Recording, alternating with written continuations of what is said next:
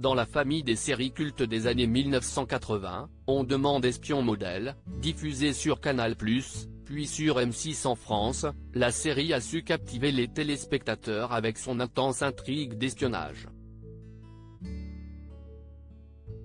Mais, le drame de la mort de John Eric Exum a signé le début de la fin de la série. On ne compte plus les accidents sur les plateaux de tournage à Hollywood. Entre les habituelles blessures d'acteurs qui se font mal en réalisant des cascades, comme Tom Cruise qui s'est cassé la cheville sur le tournage d'un volet de Mission Impossible, ou qui frôle la mort, comme Isla Fisher sur le plateau d'Insaisissable, ou même meurt, comme Brandon Lee, le danger est partout. Et les drames frappent souvent là où on ne les attend pas. Comme pour Alec Baldwin, et son erreur sur le tournage du film Rust, qui a coûté la vie à la directrice de la photographie du film, Alina Hutchins. C'est un drame de ce genre qui est arrivé sur le tournage de la série Espion modèle en 1984. Pourquoi il ne faut pas jouer avec une arme à feu? Souvenez-vous d'Espion modèle, une série d'espionnage typique des années 1980, dans laquelle Jennifer O'Neill incarnait la photographe de mode Danielle Reynolds, dont le mari agent secret est tué, et qui part à la recherche du meurtrier avec l'aide de l'ex-béret vert Mac Harper, interprété par John Eric Exum. Série qui après la découverte de l'assassin dans le second épisode, faisait voyager ces deux personnages à travers le globe dans des missions périlleuses et passionnantes.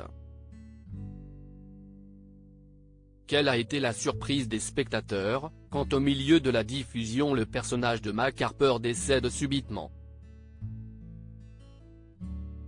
Une mort qui tient son origine d'un événement survenu sur le tournage de la série.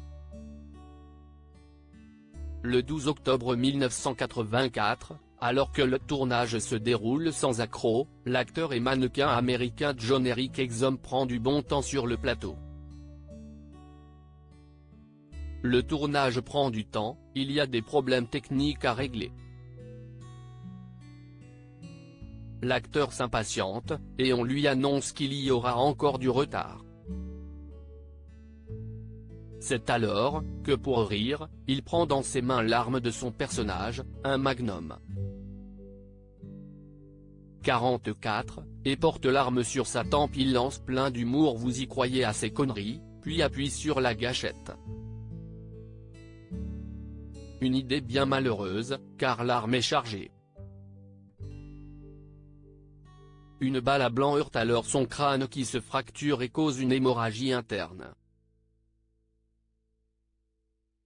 Il est alors conduit en urgence au Beverly Hills Medical Center, où il reste dans le coma pendant une semaine, avant d'être déclaré mort le 18 octobre 1984. Un drame qui a marqué sa co-star Jennifer O'Neill qui s'était empressée d'appeler à un plus strict contrôle des armes à feu sur les plateaux hollywoodiens. Quelle tragédie! La sécurité concernant les armes à feu doit être gérée avec professionnalisme, afin d'éviter la mort d'innocents. Cependant l'actrice garde pour dernier souvenir son binôme qui faisait l'idiot sur le plateau avant de mourir.